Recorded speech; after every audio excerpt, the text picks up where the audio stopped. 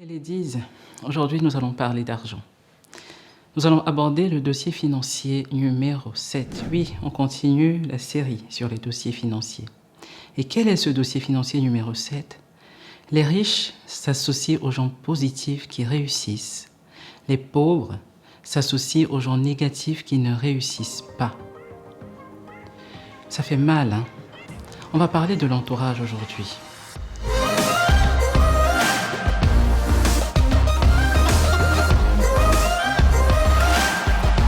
Bonjour les ladies. Oui, j'ai monté mon col aujourd'hui. Nous sommes les ladies qui gèrent. Bon, ok. Bienvenue sur Ladies Work, la chaîne des femmes qui gèrent. Ici, on pose les jalons qui vont te permettre de passer de femme ordinaire à femme d'impact indépendante. Ici, tu vas entendre parler de couple. Ici, tu vas entendre parler d'indépendance financière. Tu vas entendre parler de développement personnel. Les trois choses qui vont te level up. Je suis Abiba, je suis ingénieure en informatique de formation, je suis épouse, je suis mère, je suis entrepreneur. Depuis 2018, j'accompagne les femmes vers leur plein épanouissement en tant que mère, en tant qu'épouse, mais surtout en tant que femme d'impact indépendante. Les pauvres s'associent aux personnes négatives qui ne réussissent pas. Les riches, quant à eux, s'associent aux personnes positives qui réussissent. Est-ce que vous vous souvenez de ces assemblées-là dont vous participiez ou continuez de participer encore aujourd'hui, dans lesquelles on se fait un devoir de critiquer?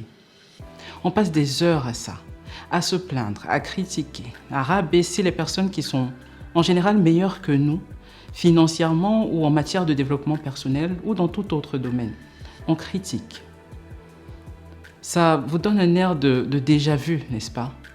Je suis la première coupable, ok? J'ai honte de l'avouer aujourd'hui, mais ce genre d'assemblée a été mon quotidien pendant longtemps. J'étais passée maîtresse dans l'art de la négativité, plainte sur plainte, critique sur critique, accusation sur accusation. J'accusais tout le monde. Ce qui ne me plaisait pas et ce qui ne fonctionnait pas dans ma vie ne m'arrivait que parce que les autres étaient responsables de ça. Je me plaisais et je me sentais vraiment soulagée d'en parler dès que l'occasion s'en présentait. J'en parlais à tout le monde parce que ça me permettait de me déresponsabiliser de ce qui m'arrivait. Pour moi, ce n'était pas de ma faute. Et il y avait toujours des gens pour écouter toute cette négativité. J'avais pris soin de choisir, de sélectionner les personnes que je fréquentais à l'époque parce que je savais qu'elles avaient le même état d'esprit que moi. Et donc, on se soutenait dans toute cette négativité-là. On se validait dedans. On s'infectait l'un l'autre. Okay? Qui s'assemble se ressemble, on le sait. C'est un adage qu'on connaît tous. Qui s'assemble se ressemble. Et un malheur collectif est, comment dire ça, comme un bonheur lorsqu'il est partagé finalement. On ne le sent plus, ce malheur-là. Okay? On se sent mieux quand on n'est pas dans la mouise toute seule. Et si personne n'écoutait nos plaintes, on allait arrêter de se plaindre. Mieux encore, si tout le monde autour de nous assumait la responsabilité de sa situation et choisissait de travailler à l'améliorer, il y a de très fortes chances que nous-mêmes, nous fassions pareil. Parce que sinon, on se sent bête. On se sent bête de se plaindre tout le temps, toute seule, des choses qui ne fonctionnent pas pour telle ou telle raison dans notre vie, pendant que les autres font tomber ces barrières-là que nous dressons nous-mêmes pour ne pas avancer, pour rester dans un train de vie qui ne nous plaît pas. Okay? Ça va nous rendre mal à l'aise et on va finir par suivre l'exemple des autres, de ces personnes qui nous entourent et qui se battent. Apprendre par l'exemple, c'est le moyen le plus rapide et le plus sûr de changer les choses. Observez ceux qui ont réussi, étudiez leur parcours. Inspirez-vous de ces personnes pour avoir de nouvelles idées, pour vous motiver à aller de l'avant. On ne va pas recréer le monde, tout existe déjà. Il faut juste aller chercher ce qu'on veut au bon endroit, puis appliquer. Et c'est d'ailleurs l'une des choses que nous sommes en train de faire dans cette série sur les dossiers financiers. Nous nous inspirons du plan financier intérieur des personnes qui ont réussi pour nous aussi avoir leurs résultats, sinon plus, pourquoi pas. Et pour accélérer ce processus, vous voulez vous associer à ces personnes-là qui réussissent. Parce que vous allez mieux apprendre et plus vite à leur contact.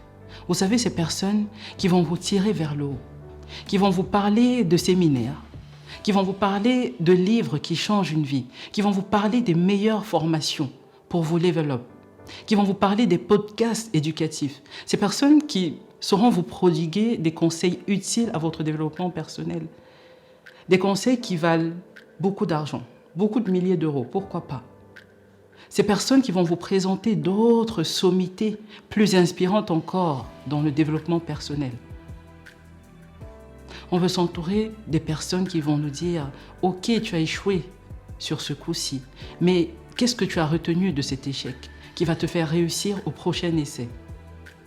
Nous avons besoin de ces personnes qui vont nous dire « Stop » lorsqu'on va commencer à se plaindre, lorsqu'on va commencer à critiquer ou à accuser les autres de notre situation.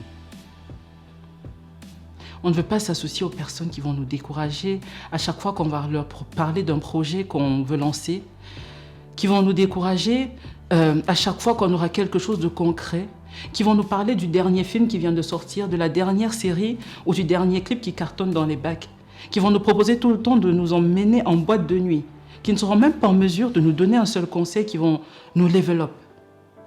Vous avez le genre d'amis qui se plaint même plus que vous, là, en mode, genre, tu crois que ce que tu vis là, c'est pire. Attends, je te raconte même mon histoire. Tu vas voir que moi-même, là, mon affaire est plus compliquée que la tienne. C'est à qui est le plus lésé par la vie. Sérieusement, est-ce qu'on a besoin de ça? Est-ce qu'on a besoin de ça quand on veut évoluer? Liez-vous aux personnes positives. Leur énergie va vous contaminer. Et c'est vraiment le pire que je veux vous souhaiter aujourd'hui. Dear Haveker illustre ça en disant dans son livre, je cite, « Si vous voulez voler avec les aigles, évitez de nager avec les canards. À partir d'aujourd'hui, dissociez-vous des gens négatifs dans la mesure du possible. Ou du moins, fréquentez-les le moins possible si vous ne pouvez pas vous séparer d'eux. Les ragots, les disputes, les plaintes vont polluer votre énergie. Les personnes qui cherchent à tout prix à vous rabaisser ou à vous décourager vont polluer votre énergie. Les personnes qui refusent de travailler sur elles, qui refusent d'évoluer, vont polluer votre énergie. Ces personnes vont vous tirer vers le bas. Vous savez, parfois on s'associe aux personnes négatives parce qu'on est soi-même négatif. Parce qu'on ne veut pas travailler à améliorer sa situation, on s'associe à ceux qui, eux aussi, ont le même mindset de plainte que nous-mêmes. On se sent à l'aise dans ce cadre-là. Ça a été mon cas aussi il y a quelques années. Quand j'ai terminé mon cycle d'ingénieur et que j'ai commencé à travailler, j'étais un peu comme ça. Après le travail, qu'est-ce que je faisais? Je rentrais à la maison et je consacrais le reste de la soirée à regarder des films. Tous les week-ends, je regardais des films et des séries. Et l'effet cumulé a agi en ma défaveur. Des mois plus tard, après ce comportement régulier, je n'arrivais même plus à tenir une conversation intelligente de bout en bout. Oui, parce que je m'étais abruti avec les films qui n'avaient absolument aucune valeur éducative pour moi. Résultat, j'ai commencé à éviter les cadres intellectuels.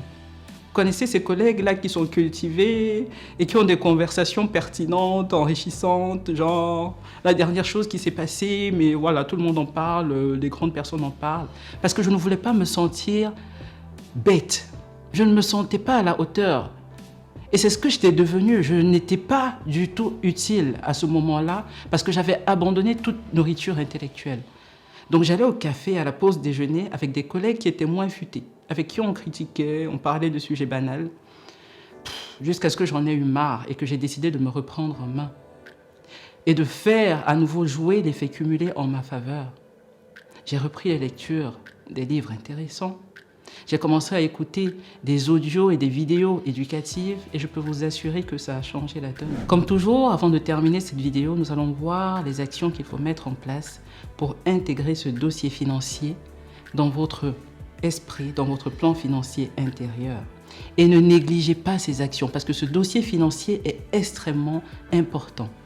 Aujourd'hui, nous allons voir 5 de ces actions-là à appliquer, s'il vous plaît.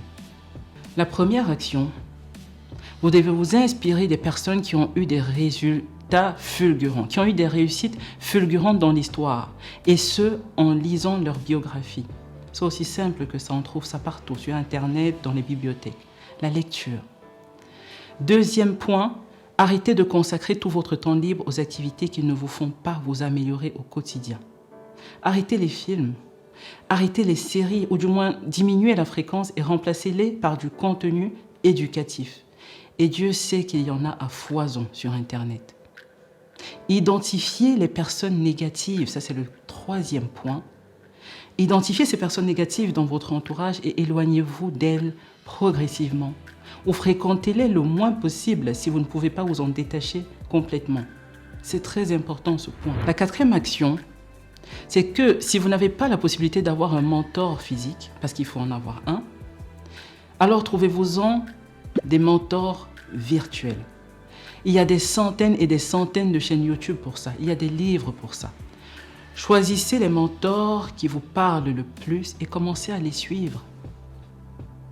La dernière action, la cinquième, c'est de côtoyer les personnes riches. Oui, vous allez me taper. Mais c'est vrai, côtoyez ces personnes-là.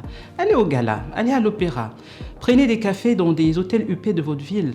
Inscrivez-vous dans des clubs de golf. Bon, en fonction de vos moyens, hein, bien sûr. Mais côtoyez ces personnes qui réussissent et observez-les et faites comme elles. Sur ce, je vous donne rendez-vous au sommet parce que c'est là-bas que je m'en vais comme ça. Donc, on se retrouve là-bas. Je vous dis à bientôt pour une prochaine vidéo sur Ladies World. Ciao.